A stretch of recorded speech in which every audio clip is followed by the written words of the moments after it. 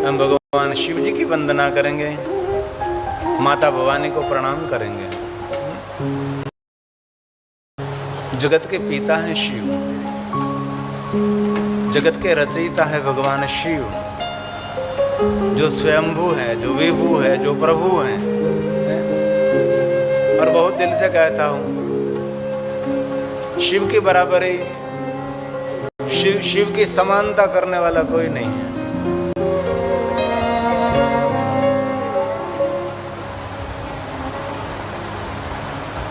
इसलिए कथा भगवान शिव की है, भगवान व्यास जी की ये कथा है, उसकी रचना है। और कहने में बहुत खुशी हो रही है, महर्षि भगवान वेद व्यास जी में महादेव जी के परम भक्त रहे हैं। जो शिव भक्त नहीं है वो बहुत बड़ा दुर्भाग्य व्यक्ति है। उससे बड़ा दुर्भाग्य किसका रहेगा, जिनके हृदय में महादेव के प्रति कोई भक्ति नहीं है। अत्रि से लेकर गौतम से लेकर भारद्वाज से लेकर याज्ञवल्क्य महाराज ने भी शिव ही साधना की।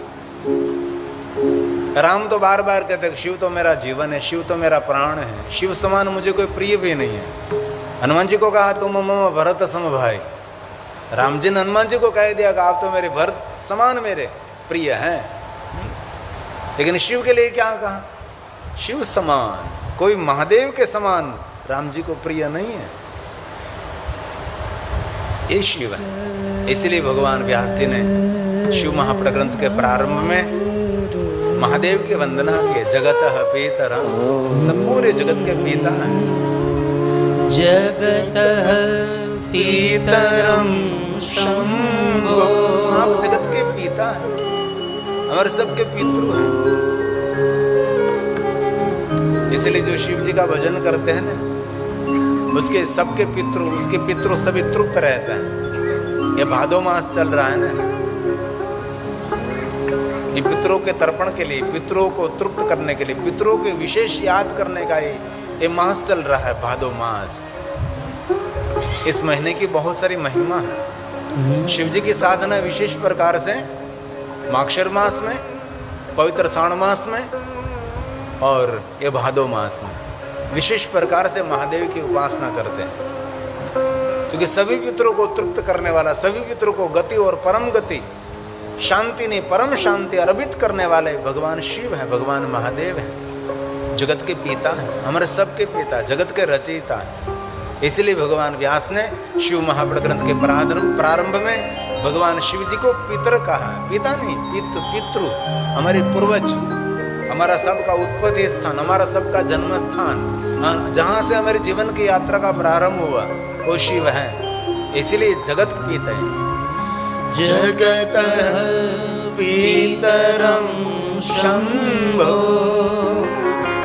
जगतो मातरम शिवा, पूरे जगत की माता है। आपको कहें कि जगत इसने उत्पन्न किया, जगत उसने उत्पन्न किया, इस बात में कोई तथ्य नहीं हो रहा था। जगत का सर्जन, जगत की उत्पत्ति भगवान शिव और शक्ति ने ही की है। इस बात को कोई काट नहीं सकते, बस अकाट्य बात है। कई लोग कहते हैं ना हमारे भगवान ने जगत का सर्जन किया है, हमारे भगवान ने सृष्टि की रचना की है। लेकिन ये सभी शिव महापट ग्रंथ के श्लोक हैं, मैं उससे अंदर से पकड़ कर लाता हूँ।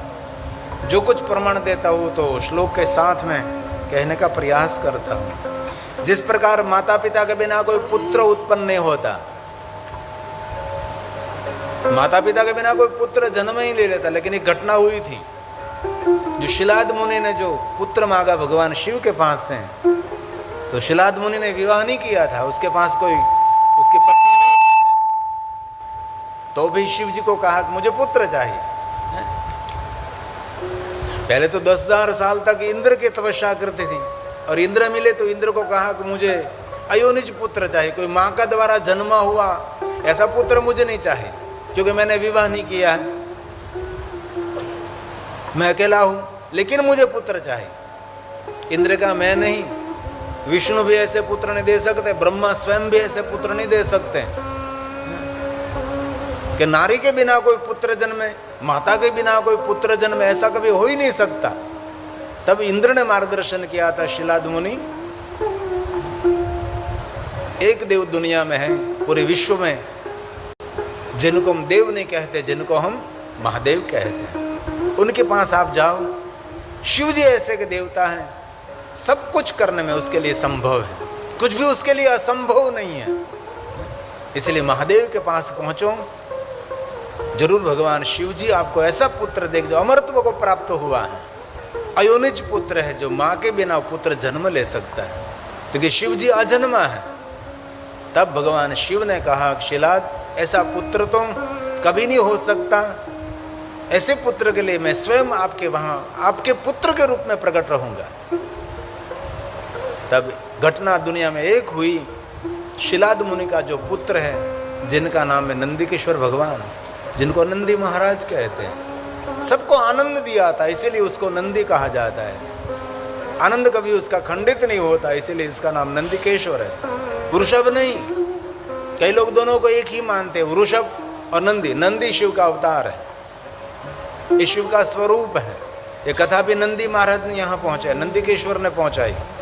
जब शिव जी भवानी को कथा कहते थे, तब भगवान नंदिकेश्वर खड़े होकर कथा सुनते थे। शिव के मुख से कथा सुनकर भगवान नंदिकेश्वर ने सनत कुमारों को कथा कही, सनत कुमारों ने भगवान महर्षि वेद व्यास जी को कथा कही, वेद व्यास जी ने सूत पुराण को कथा कही, और सूत पुराण ने नगर नगर तीर्थ तीर्थ जाकर भगवान महादेव की कथा का प्रचार प्रसार किया। कथा में कुशल वक्ता है। इस सूत पुराण जी यहाँ प्रयाग तीर्थ में भी आए, और प्रयाग तीर्थ में आकर सूत पुराण ने शौनक आदि महात्माओं को भगवान महादेव की कथा कही। लेकिन शिव महापुराण में ये भी कहा भगवान व्यास जी ने कि माता पिता के बिना कोई पुत्र उत्पन्न नहीं होता, उसी प्रकार शिव और शिवा के बिना चराचर जगत कभी उत्पन्न नहीं हो सकता। ये चराचर जगत जो हम देख रहे हैं, शिव और शिवा के बिना कौन उत्पन्न कर सकता है? उनके सिवा कौन जगत को सर्जन कर सकता है? इसलिए ठोस बात है, जगत का सर्जन किसने किया? तो शिव और शिवा ने सर्जन किया, भाव और भवानी ने जगत का सर्जन किया है। ये श्लोक शिव महापुराण अंतर्गत है। और कहाँ से मैं लेता हूँ, कहाँ से पकड़ता हूँ श्लोक, ये बात मैं कभी नहीं कहता, लेकिन शिव महापुराण ग्रंथ में से सब कुछ ले लेता हूँ। यथा न जायते पुत्र, यथा न जायते पुत्र पितरं मातरं विना। कभी नहीं हो सकता ना।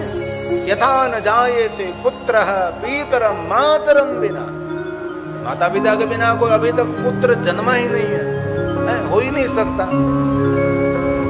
इसलिए व्यास जी ने कहा यथा न जायते, कभी नहीं हो सकता। यथा न जायते पुत्र पितरं मातरं विना, तथा भवं भवानी च विना नैत चराचरम्, विना नैत चराचरम्। शिव और शिवा के बिना चराचर जगत कभी उत्पन्न नहीं हो सकता। तो जगत किसने सर्जन किया? भगवान शिव और शिवानी ने, शिव और शिवा ने। तो अब तो ठीक है, शिव कथा होने लगे हैं। अभी तो महादेव के बारे में इतना हमने गलत सुना है। तो मैं तो सब बहुत बड़ा भाग्यवान जीवात्मा हूँ कि मेरा जन्म भी शिवालय में और मेरा जीवन भी शिवालय में बीत रहा है। शिवालय से बहुत मेरा परिचय है, क्योंकि मैं 10 नाम हूँ और हमारी माता जी 10 नाम अखाड़ा की गादीपति हूँ। हमारे वडगांव में हमारे 10 नामों की परंपरा है। शिव परंपरा हमारी परंपरा है। शिव और शिवा के बिना कैसे जगत उत्पन्न हो सकता है? बहुत सुंदर बात है कि ध्यान दीजिए, ये महाभाग्यवान ऋषियों, ये सूत पुराण प्रयाग तीर्थ में गाया है। इस जगत में जो जो सर्वश्रेष्ठ है, जो पवित्र है, जो पुण्य देने वाला, जो मंगल स्वरूप है, सभी शिव और शक्ति के द्वारा ही, शिव और शक्ति के तेज के द्वारा ही प्रकट हुए हैं। उनके सिवा कुछ भी प्रकट नहीं हो सकता, ये प्रमाण है। और मैं ज्यादातर कथा जो कहता हूं, कभी उठती हुई बात, सुनी सुनाई बात, बनी बनाई बात मैं कभी कहने का प्रयास नहीं करता। जो कहता हूं और शिव महापट अंतर्गत श्लोक को ध्यान में रखकर ही बात करता हूं। कथा में रस पड़े, कथा सुनने में आपको रस पड़े न पड़े पता नहीं, लेकिन गहराई से इस बात को समझने का निरंतर मैं प्रयास करता हूं। तो जगत में जो कुछ दिखाई देता है, मंगल, पवित्र, पुण्य देने वाला, सब कुछ भगवान शिव और शिवा के द्वारा, शिव और शिवा के द्वारा तेजो विजृतम, उसके तेज के द्वारा प्रकट हुआ है। तत्परम यत् परम यत् पवित्रम यत् परम यत् पवित्रम, जो कुछ परम तत्व है, जो कुछ पवित्र है, जो पुण्य देने वाला है। एक बात कहूं, जितने तीर्थ हैं ना, सभी तीर्थों की रचना भी स्वयं शिव ने ही की है। यहाँ त्रिवेणी की रचना करनी है, यहाँ भगवान सुंदर गंगा यमुना गुप्त सरस्वती का संगम कराया। ये सभी तीर्थों के रचयिता स्वयं शिव है। और भगवान प्रभु राम ने भी कहा शिव जी को, भगवान मैं कहीं नहीं जाऊंगा, लेकिन मैं जहां जा रहा हूं ये आपकी कृपा से जा रहा हूं। स्वयं भगवान राम जी ने भी शिव जी को, क्योंकि राम महादेव के परम भक्त हैं, जितने शिव भक्त हैं सभी शिव भक्तों को सिर मुकुट भगवान श्री राम है। श्री राम जी की शिव भक्ति की महिमा का वर्णन कोई कर ही नहीं सकता। ऐसे भगवान प्रभु राम महादेव के भक्त हैं।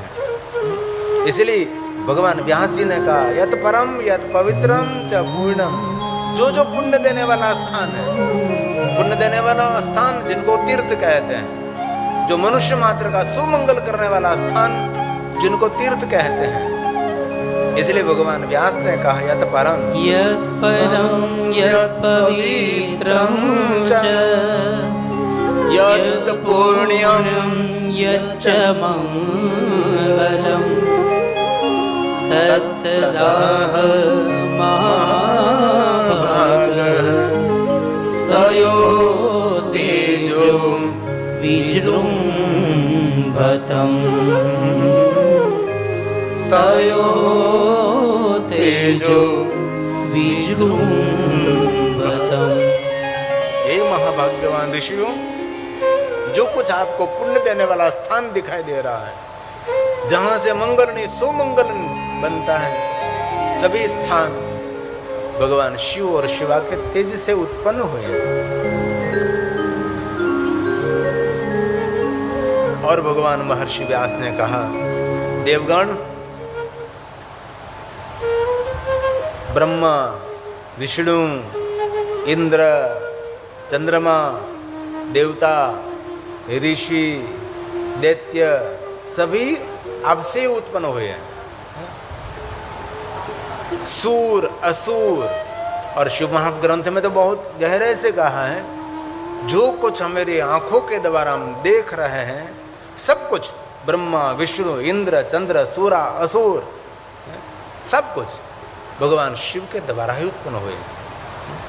शिव जगत के रचयिता हैं, इस बात का कोई खंडन नहीं कर सकते हैं। स्वयं शिव ही है सब कुछ। अन्य देवताओं के बारे में आप बात करने लगो तो शास्त्र अपराध हुआ। एक बात दिल से आप सुनिए, अन्य देवताओं के लिए वो ब्रह्म है ऐसा साबित करना पड़ता है। ऐसे चारों तरफ से उसके पुरावा एकत्र करना पड़ता है और सभी पुरावों को एकत्र करके कहना पड़ता है कि ब्रह्म है। लेकिन शिव के लिए कोई पुरावे की आवश्यकता नहीं, वैसे शिव ब्रह्म है। उसके लिए कुछ आधार लेने की आवश्यकता नहीं है। ये इसमें सद्गुण है इसलिए ब्रह्म है, ये सद्गुण इनमें है इसलिए वो ब्रह्म है। इसमें बहुत सारा वक्तव्य देना पड़ता है, उसको ब्रह्म होने की साबिती देने के लिए बहुत कुछ करना पड़ता है। लेकिन शिव के लिए कुछ नहीं, शिव तो है।